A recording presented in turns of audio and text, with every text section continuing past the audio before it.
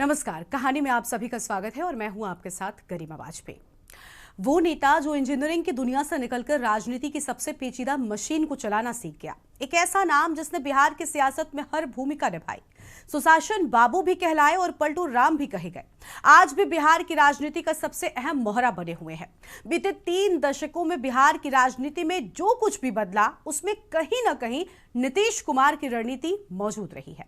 तो आज नीतीश कुमार की कहानी में हम समझेंगे उनके संघर्ष के सफर से लेकर सुशासन की पहचान तक, राजनीतिक पलटों से लेकर 2025 के चुनाव में उनके असर तक, क्योंकि राजनीति के इस खेल में सिर्फ जीतने वाला नहीं, टिके रहने वाला होता है असली खिलाड़ी। और बिहार में वो खिलाड़ी सिर्फ एक है, नीतीश कुमार।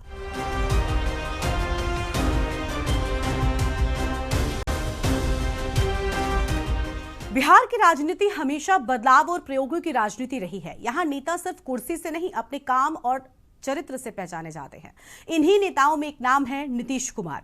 ऐसा चेहरा जिसने सत्ता को साधन नहीं, सेवा का जरिया माना, जिसने राजनीति में ईमानदारी, सादगी और सुशासन का मतलब फिर से परिभाषित किया। बख्तियारपुर के एक साधारण से परिवार में जन्मे नीतीश कुमार का सफर किसी फिल्मी कहानी से कम नहीं रहा है। इंजीनियरिंग की डिग्री से लेकर बिजली बोर्ड की नौकरी तक और फिर लोकनायक जयप्रकाश नारायण के संपूर्ण क्रांति आंदोलन में शामिल होकर राजनीति की राह पर कदम रखने तक, यही वो मोड़ था जहां से शुरू हुई नीतीश कुमार की असली यात्रा। एक ऐसी यात्रा जिसने उन्हें सुशासन बाबू बना दिया। बिहार की मिट्टी में कुछ खास है। यहाँ की हवा में मेहनत की खुशबू है और यहाँ के लोगों में बदलाव का जज्बा है। उसी मिट्टी में पटना जिले के एक छोटे से कस्बे बख्तियारपुर में 1 मार्च 1951 को जन्म हुआ नीतीश कुमार का। साधारण सा परिवार जिसके सपने बड़े थे।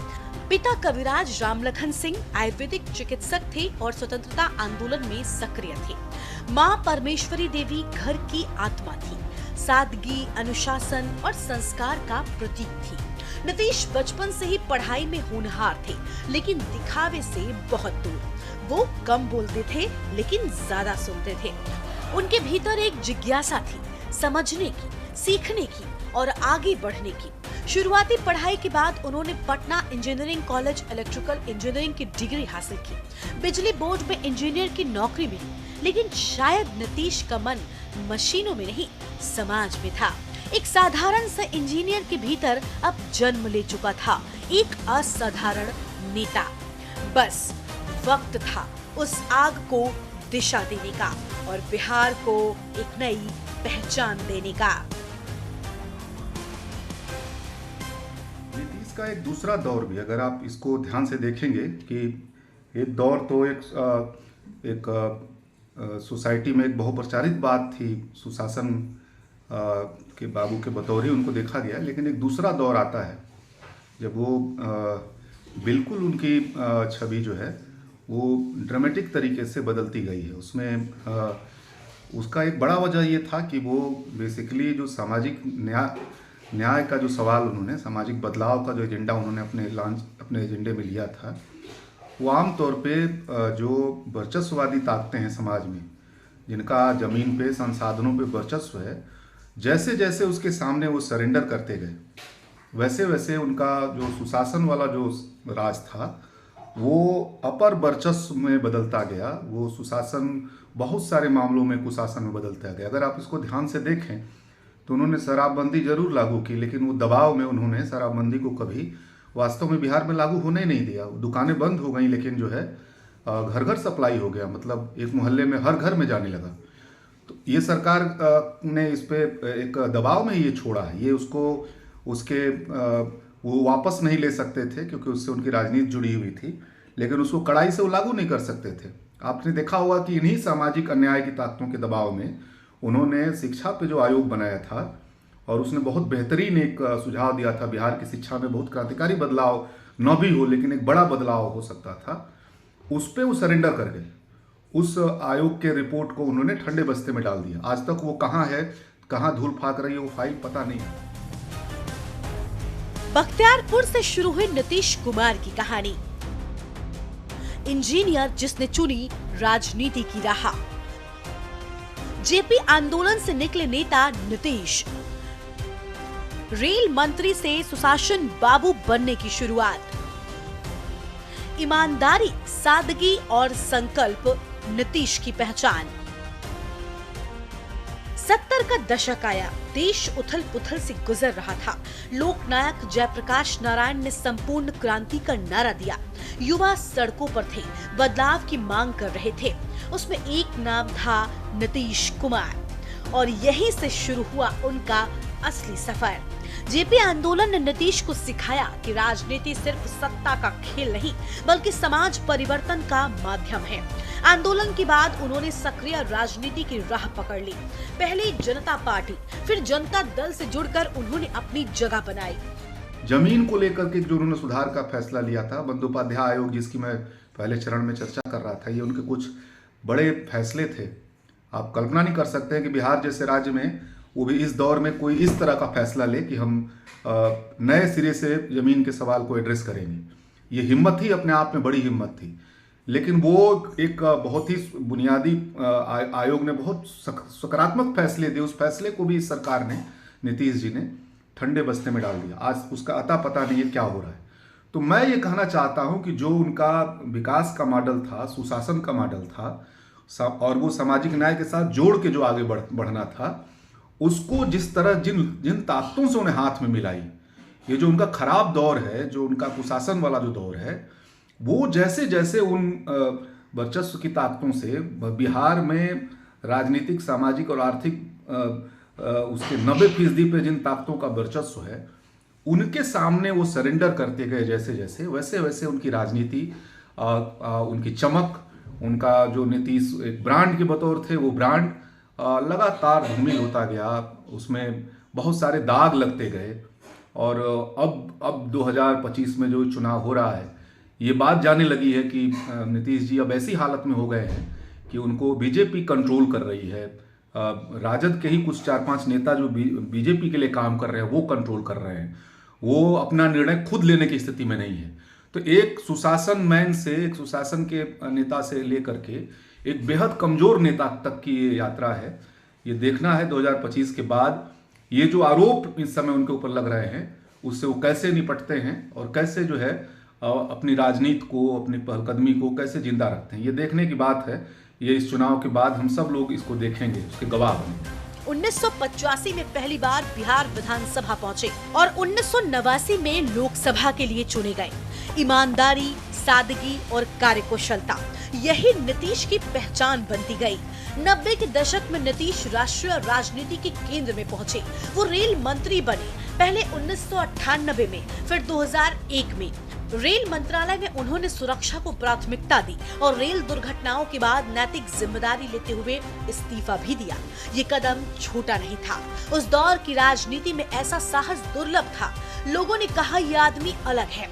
इंजीनियर से नेता तक का ये सफर संघर्षों से भरा था, लेकिन नीतीश कुमार ने हर कदम पर साबित किया कि राजनीति में सादगी, संयम और संकल्प भी ताकत होते हैं। बख्तियारपुर का वो शांत लड़का अब बिहार की राजनीति में एक मजबूत और साफ छवि के नेता के रूप में उभर चुका था। और यही से शुरू हुआ वो दौर जिसने उन्हें सिर्फ नेता नहीं बल्कि सुशासन बाबू बना दिया। बिहार की राजनीति में 2005 का साल एक नए अध्याय की शुरुआत थी, जब सालों से बदहाली, अपराध और जातीय और राजनीति के बीच लोगों को उम्मीद की एक नई किरण दिखाई दी। और उस उम्मीद का नाम था नीतीश कुमार। उन्होंने वादा किया था बदलाव का, विकास का और सुशासन का। और फिर शुरू हुआ बिहार के पुनर्निर्माण का दौर, जहां प्राथमिकता थी सड़कों को, स्कूलों और सुरक्षा की। कहानी के सफर में अब आपको दिखाएंगे कि कैसे नीतीश कुमार बने बिहार की राजनीति के सबसे स्थिर और प्रभावशाली चेहरा। 2005 में जब नीतीश कुमार पहली बार बिहार के मुख्यमंत्री बने, तो राज्य की छवि कानून व्यवस्था और पिछड़ेपन की वजह से सवालों के घेरे में थी। लेकिन नीतीश कुमार ने शुरुआत से ही स्पष्ट कर दिया कि उनकी राजनीति का मकसद सिर्फ सत्ता नहीं, प्रशासनिक सुधार है। उन्होंने बिहार पुलिस को मजबूत किया, प्रशासन में जवाबदेही लाई और सरकारी दफ्तरों में समय की पाबंदी लागू की। मुख्यमंत्री जनसंवाद कार्यक्रम के जरिए वो सीधे जनता से जुड़ने लगे। लोगों को पहली बार लगा कि सरकार दूर नहीं बल्कि उनके अपने बीच मौजूद है। स्कूलों में साइकिल योजना, पोशाक योजना और मुख्यमंत्री बालिका प्रोत्साहन योजना जैसी योजनाओं ने गांव-गांव में बदलाव की लहर पैदा की। बेटियों को पढ़ाई के लिए साइकिल मिली तो परिवारों की भी सोच बदली। यहाँ पे महिला सशक्तिकरण की दिशा में नीतीश कुमार ने बहुत ज्यादा काम किया। जब से वो सत्ता में आए तब से महिलाओं के लिए कई सारे काम किए। महिलाओं को आरक्षण दिया, पंचायती चुनाव के माध्यम से पहले उनको आरक्षण दिया गया और उसके बाद आज के समय में जो है महिलाओं को कई सरकारी जो भी बिहार सरकार से जो भी वैकेंसी आती है उनमें उनको 35% का आरक्षण दिया जा रहा है। तो इस तरीके से मुख्यमंत्री नीतीश कुमार की एक और महत्वपूर्ण योजना रही महिला सशक्तिकरण में कि उन्होंने एक जीविका समूह का निर्माण कराया और आज जो है बिहार की करोड़ों महिलाएं जो है जीविका के माध्यम से जुड़ी हुई हैं और आत्मनिर्भर हैं। 2005 में बिहार में बदलाव की नई इबारत लिखी गई। नीतीश कुमार सत्ता नहीं सुशासन के प्रतीक बने। साइकिल योजना से बदली बिहार की बेटियों की तकदीर। विकास, अनुशासन और सादगी बनी नीतीश की पहचान। सड़कें बनी, बिजली पहुंची, पुलों से गांव शहर से जुड़े। लोगों ने पहली बार कहा कि बिहार बदल रहा है और इसी बदलते बिहार के प्रतीक बन गए नीतीश कुमार यानी सुशासन बाबू। उन्होंने कहा था 2005 में जब से बिहार के मुख्यमंत्री नीतीश कुमार बने हैं तब से अगर हम बात करें तो बिहार में 2005 से पहले जिस तरीके से अराजकता का माहौल था, लोग घर से बाहर निकलने में डरते थे, जिस तरीके से दिन दहाड़े दुकानें लूट जाती थी, अपहरण उद्योग चरम पे चल रहा था, तो मुख्यमंत्री नीतीश कुमार के पास सबसे बड़ी चुनौती थी कि यहाँ के लॉ एंड ऑर्डर को ठीक ठाक करना। और वहाँ पे जो है मुख्यमंत्री नीतीश कुमार कामयाब दिखे और बिहार में जो है लॉ एंड ऑर्डर को दुरुस्त किया और बिहार में जो है सुशासन की सरकार यहाँ पे बनाई और तब से जो है उनको सुशासन बाबू के नाम से जाने जाना लगा। उसके बाद अगर हम बात करते हैं तो यहाँ पे बिहार में दूसरी सबसे बड़ी उपलब्धि है सरकार की कि नीतीश कुमार जब आए यहाँ पे तो बिहार में 2005 से पहले सड़कें बिल्कुल खराब थी। अगर हम बात करें पटना से बिहार के किसी भी जिले में जाने के लिए तो वहाँ पे 10 से 12 घंटा, कोई जिला में जाने में 15 से 16 घंटे का समय लगता था। काम बोलता है, नेता नहीं। और यही लाइन उनकी पहचान बन गई। हालांकि सत्ता का रास्ता हमेशा सीधा नहीं रहा। कभी बीजेपी के साथ, कभी अलग होकर तो कभी महागठबंधन में लौटकर नीतीश ने राजनीति की हर करवट देखी, लेकिन हर बार एक बात कायम रही। उनकी छवि एक ऐसे नेता की जो बिहार के विकास को सबसे ऊपर रखता है।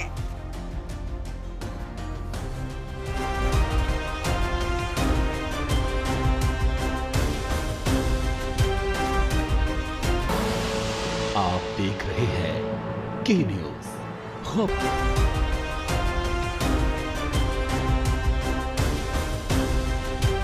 बिहार की राजनीति में सत्ता परिवर्तन, जोड़ तोड़ और गठबंधन का टूटना और नया आकार लेना परिपाटी बन गई है। प्रदेश की जनता चाहे जिसे वोट दे दे, मुख्यमंत्री तो नीतीश कुमार ही बनते हैं। कभी बीजेपी के साथ सुशासन के पोस्टर बॉय बने तो कभी लालू यादव के साथ समाजवाद की राह पकड़ी, कभी मोदी विरोध की आवाज बने तो कभी उसी बीजेपी के साथ सरकार चला ली। दशकों से ऐसा कोई दूसरा नेता नहीं जिसने सत्ता के समीकरणों को इतनी बार उलट पलट कर फिर भी खुद को कुर्सी पर कायम रखा हो। राजनीति के इसी अद्भुत संतुलन और सधे कदमों ने नीतीश कुमार को दिया एक नया नाम, पलटू राम। कहा जाता है कि राजनीति में सब मुमकिन है, लेकिन नीतीश कुमार ने यह भी साबित किया मुमकिन को मौके में बदलना ही दरअसल असली राजनीति है। कहानी के सफर में अब हम आपको बताएंगे कि कब और किन परिस्थितियों में नीतीश कुमार ने अपना रास्ता बदला, गठबंधन और राजनीतिक चेहरे बदले, क्योंकि हर पलटाव के बाद भी वो बिहार की राजनीति के सबसे सधे खिलाड़ी बने रहे। बिहार की राजनीति पिछले 3 दशक से अधिक समय से नीतीश कुमार और लालू यादव के इर्द गिर्द घूमती रही है। दोनों ही नेताओं की 1974 के बिहार छात्र आंदोलन के दौरान राजनीति में एंट्री हुई थी। लालू प्रसाद 1977 में ही सांसद बन गए थे, लेकिन नीतीश कुमार को विधायक बनने के लिए भी लंबा इंतजार करना पड़ा था और वो 1985 में पहली बार विधायक बने थे। हालांकि नीतीश कुमार की बिहार में राजनीति में अच्छी पकड़ रही थी। ऐसा माना जाता है कि 1990 में जब लालू प्रसाद पहली बार सीएम बने थे, उस दौरान नीतीश कुमार ने लालू प्रसाद को सीएम बनने में मदद की थी। हालांकि बाद के दिनों में दोनों के रिश्ते बनते बिगड़ते रहे हैं। कई दफा दोनों नेता एक दूसरे को अपना भाई भी बता चुके हैं। नीतीश के पलटने का सिलसिला 2000 से ही जारी है। पहली बार नीतीश 3 मार्च 2000 को शपथ लेकर मुख्यमंत्री बने। उस वक्त नीतीश समता पार्टी में थे। यह सरकार महज 7 दिनों तक चली, कारण नीतीश उस समय बहुमत साबित नहीं कर पाए। उस समय भी नीतीश के साथ भाजपा का समर्थन था, लेकिन नीतीश बहुमत साबित नहीं करने के कारण उन्होंने अपने पद से त्यागपत्र देना उचित समझा।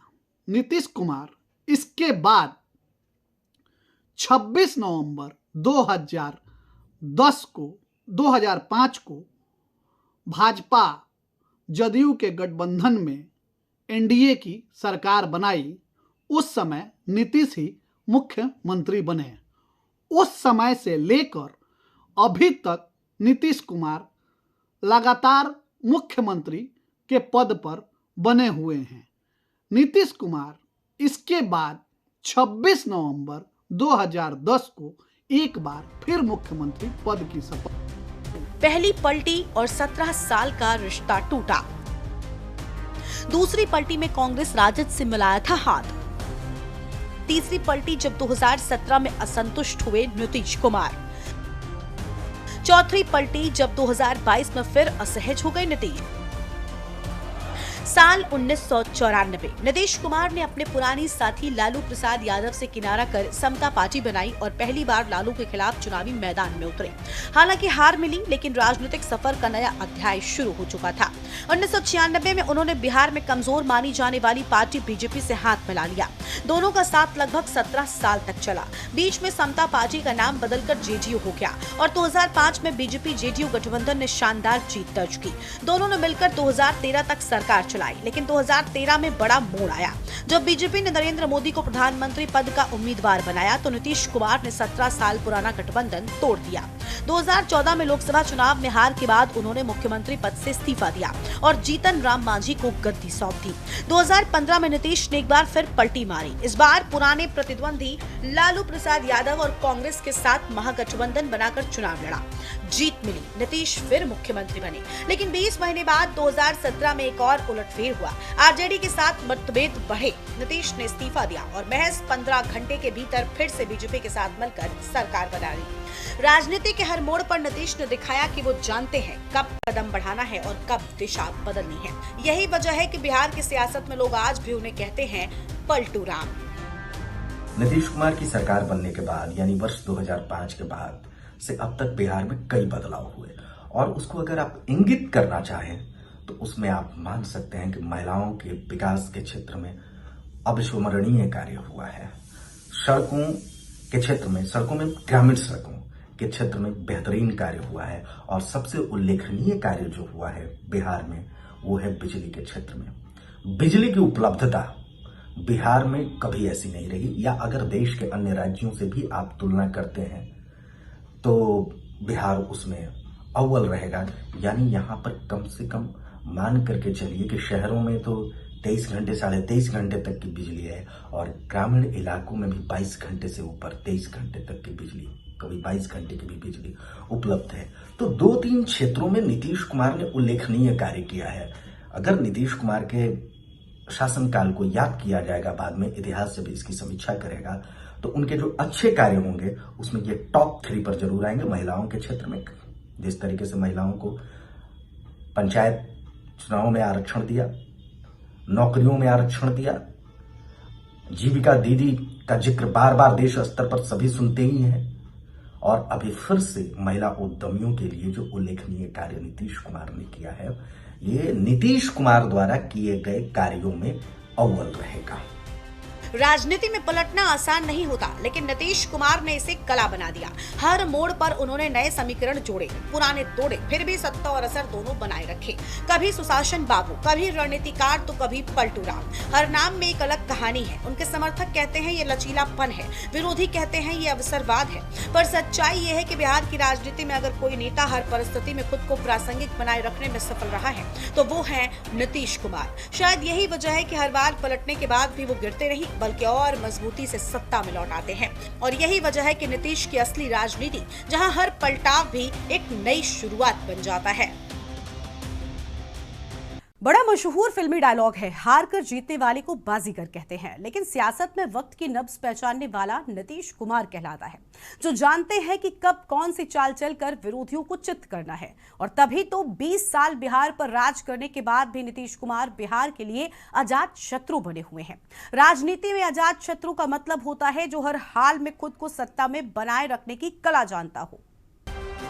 बिहार में सियासी समीकरणों के साथ सत्ता बदल जाती है, लेकिन मुख्यमंत्री का चेहरा फिर से नीतीश कुमार ही होते हैं। नीतीश कुमार पहली दफा साल 2000 में 7 दिन के लिए बिहार के मुख्यमंत्री बने थे। अब तक वो कुल 9 बार सीएम पद की शपथ ले चुके हैं। ये अपने आप में एक बड़ा रिकॉर्ड है। महागठबंधन या एनडीए किसकी सरकार बनेगी, आप अपने हिसाब से इसका आकलन कर सकते हैं, लेकिन एक चीज पर आप बड़ी मजबूती के साथ दाव लगा सकते हैं, वो है बिहार का मुख्यमंत्री कौन होगा। आप जा सकते हैं नीतीश कुमार के साथ। 2005 के बाद एक अपवादिक मौका जब जीतन राम मांझी को, वो भी खुद नीतीश कुमार ने अपनी गद्दी छोड़ करके मुख्यमंत्री बनाया था, को छोड़ दिया जाए तो गठबंधन बदलते रहे, दल बदलते रहे, लेकिन चेहरा सत्ता का सिर्फ नीतीश कुमार ही रहे हैं। और आगे आने वाले दिनों में भी परिस्थितियां ऐसी ही बन रही है। 2025 बिहार विधानसभा चुनाव के बाद की भी ऐसी ही कमोबेश परिस्थितियां हैं जहां नीतीश कुमार के बिना किसी की सरकार नहीं बनेगी। एनडीए ने तो घोषित ही कर दिया है कि हम नीतीश कुमार के नेतृत्व में चुनाव लड़ रहे हैं। मुख्यमंत्री का चेहरा कमोबेश एनडीए के सभी घटक दलों ने, कमोबेश नहीं सभी ने मान लिया है। एक अमित शाह की ओर से अड़चन था, भारतीय जनता पार्टी के बड़े नेता की ओर से, जो बार बार यह कह रहे थे कि हम नीतीश कुमार के नेतृत्व में चुनाव लड़ रहे थे, मुख्यमंत्री नहीं मान रहे थे। लेकिन हाल के दिनों में उन्होंने भी अपने बयानातों में यह साफ कर दिया कि नहीं, नीतीश कुमार ही मुख्यमंत्री होंगे अगर एनडीए की सरकार बनती है तो। 2000 में पहली बार सिर्फ 7 दिन के लिए सीएम बने नीतीश कुमार। 2014 में हार की जिम्मेदारी लेकर छोड़ा पद। 2015 में महागठबंधन के साथ दर्ज की जीत। 2017 में तेजस्वी पर लगे आरोप, महागठबंधन छोड़ एनडीए से जुड़े। 2022 में गठबंधन में लौटे, 8वीं बार मुख्यमंत्री बने। 2 दशक तक सत्ता संभालने के बाद 2025 का चुनाव नीतीश कुमार के लिए सिर्फ एक और इलेक्शन नहीं, बल्कि उनकी पूरी सियासी यात्रा का फैसला है। क्या अजात शत्रु की ये छवि उन्हें फिर मुख्यमंत्री की कुर्सी दिलाएगी? अगर एनडीए की सरकार नहीं बनती है तब फिर मुख्यमंत्री नीतीश कुमार क्या बने रहेंगे? जी हाँ, नीतीश कुमार महागठबंधन में भी उतने ही स्वीकार्य हैं जितना वे एनडीए के भीतर है। महागठबंधन का निर्माण ही नीतीश कुमार ने करवाया था। राष्ट्रीय स्तर पर जो इंडिया ब्लॉक है उसकी भी भूमिका तय नीतीश कुमार ने ही किया था। तो जितने सहज स्वीकार्य नीतीश कुमार एनडीए के भीतर हैं, उतने ही वे महागठबंधन के भीतर हैं। और देखिए, तेजस्वी यादव का जब चेहरे के तौर पर, मुख्यमंत्री के चेहरे के तौर पर ताजपोशी हो रहा था, महागठबंधन के तमाम बड़े नेता ताजपोशी कर रहे थे चेहरे के तौर पर, लेकिन तेजस्वी यादव का दर्द यह था कि एनडीए के भीतर नीतीश कुमार को अभी तक मुख्यमंत्री का चेहरा नहीं बनाया गया है। दर्द है चाचा भतीजे का। तो वहां से भी एक मामला निकल करके सामने आता है कि नहीं, नीतीश कुमार अगर महागठबंधन के अंदर आते हैं तो वे स्वीकार्य हो जाएंगे। कांग्रेस भी नीतीश कुमार पर आक्रामक नहीं है। नई पार्टियां जो बिहार में बन करके आई हैं, जन सुराज है प्रशांत किशोर भी नीतीश कुमार पर आक्रामक नहीं है। ओवैसी की पार्टी जिसने पिछले 6 सीटें जीत ली थी सीमांचल के इलाकों में बिहार के, वो भी नीतीश कुमार पर आक्रामक नहीं है। बड़ी से छोटी पार्टियां कोई भी हो, नीतीश कुमार पर आक्रामक नहीं रहता है। और नीतीश कुमार कि जो पार्टी जनता दल यूनाइटेड है उसके दफ्तर के आगे बड़ा सा होर्डिंग लगता हुआ कभी ना कभी आप सबों ने देखा होगा, या जाइए पटना तो दिखेगा कभी ना कभी। नीतीश सबके हैं और इसी को नीतीश कुमार ने बिहार की राजनीति में बार बार साबित किया है। और फिर से एक बार 2025 बिहार विधानसभा चुनाव के परिणामों के बाद यह साबित होता हुआ दिखेगा कि नीतीश सबके हैं। अगर एनडीए की ओर से भी मुख्यमंत्री बनते हैं तब भी, और महागठबंधन की ओर से बनते हैं तब भी। या इस बार बिहार का जनादेश बदल देगा सियासत की परिभाषा। जो भी हो, नीतीश कुमार ने ये साबित कर दिया है कि राजनीति में स्थायी दोस्ती नहीं, स्थायी रणनीति होती है। और इस कला के असली उस्ताद हैं बिहार के अजात शत्रु नीतीश कुमार। तो ये थी कहानी उस नेता की जिसने बिहार की सियासत को अपने हिसाब से मोड़ा, कभी लहर के साथ, कभी उसके खिलाफ, जो बार बार पलटा लेकिन हर बार सत्ता में लौटा, जिसने दिखाया कि राजनीति में स्थायी न दोस्त होते हैं और न दुश्मन, बस एक कला होती है सही वक्त पर सही चाल चलने की।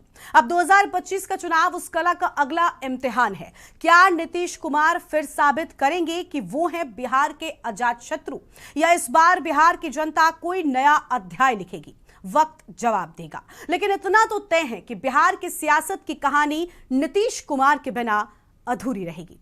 आज कहानी में इतना ही। हम फिर मिलेंगे किसी नए किस्से, किसी नई कहानी के साथ। नमस्कार।